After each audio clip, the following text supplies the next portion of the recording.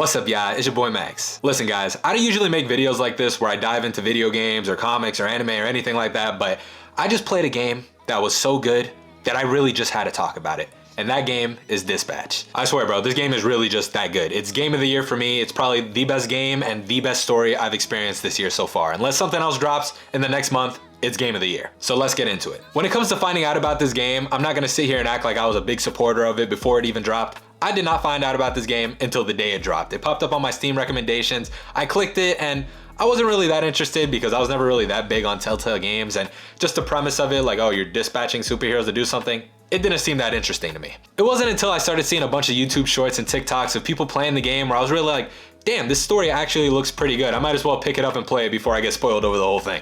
So I got it on my Steam Deck. It was only $30, and by the time I picked it up, I think they had just dropped episode 5 and 6, so I still had time to catch up before I got spoiled over the ending. And thank God I did, bro, because this game, you're gonna hear me say it a lot, it is really just that good, bro. The story is so fire, and I feel like the thing that immediately pulls you into it is just how good the voice acting is and how good the writing is. Quick little overview of the story, just in case you haven't played it yet. The main character, Robert, is a hero known as Mecha Man. And after getting his mech suit destroyed by a villain named Shroud, he's recruited into a superhero dispatch agency that tells him, hey, listen, we'll help you fix your suit if you dispatch for us. He agrees to it and is then put in charge of Z-Team, which is a team of former villains that are trying to become heroes, and the story really takes off from there. The gameplay jumps between the Telltale style of gameplay where you gotta pick what you wanna say, you know, pick what you wanna do, and then the dispatching aspect where you gotta dispatch the heroes to calls, which doesn't sound that interesting, but when you pair it with the writing, when you pair it with the voice dialogue, it's actually really fun and it really immerses you into the story. And listen bro, I know a lot of people out there got superhero fatigue, trust me I did too, but I just feel like when you have a story with heroes that's written well and not following that same basic format,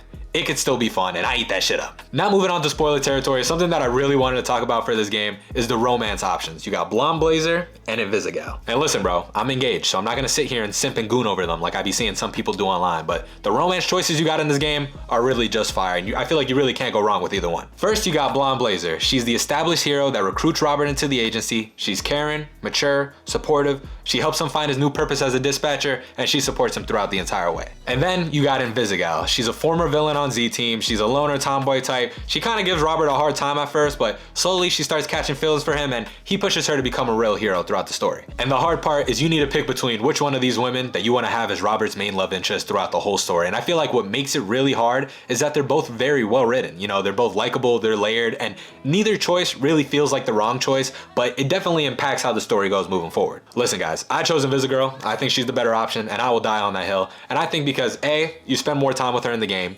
B, she plays a more important role in the story, and C, I feel like her and Robert's relationship just seems more impactful to the overall theme of the game. Like, Blonde Blazer is still a safe choice, don't get me wrong, but I just feel like Robert and Vizzy, they got more chemistry and they kind of fill the gaps in each other's lives in a way that feels more natural and makes for a better story in my opinion. Like honestly guys, I could make a whole separate video just talking about the romance choices in this game because it really just had me that invested. But let me know who you picked in the comment section below because I'm actually curious what the split is. Now, moving on to even more spoilers. Don't say I didn't warn you guys. There's gonna be spoilers ahead. But let's talk about that ending, bro. Whether or not you should kill Shroud. I feel like that was like the biggest decision in the game where I really couldn't decide. I'm gonna be honest though. I killed him. I killed him at the end. But after sitting on it for a while, I kind of regret it in a sense. I've always been kind of on the fence as to whether or not heroes should be killing villains. Like, I get it on the one hand, you know, people are capable of change, and that is one of the themes of this game is that, hey, these former villains are trying to become heroes, and also heroes shouldn't be out there executing whoever they feel like.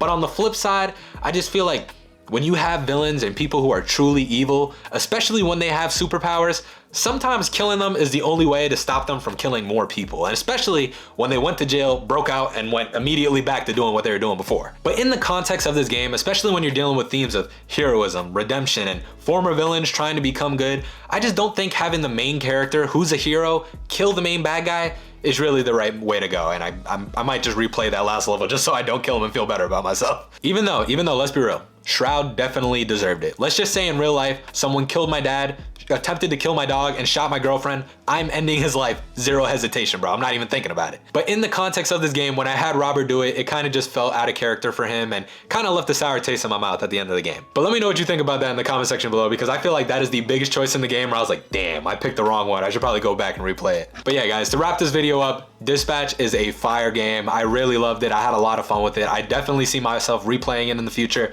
Maybe I'll choose Blonde Blazer next time, who knows? Definitely play it if you haven't, and I'm really hoping they make a season 2 because I really want to see where the story could go. And even if they don't make a season 2, I feel like it still ended at a good spot where I'm just happy I got to experience it. But that's gonna wrap it up for today's video, guys. Let me know if you like videos like this. Maybe in the future I could dive more into video games, movies, comics, manga, whatever. And yeah, my name's Max, and I'll see you on the next one. Peace. Wake up out the door, it's time to get this money. So many pitfalls in my life, that shit ain't even funny. Them rainy nights had them days looking mad sunny. My clothes nice, remember when them shits was mad.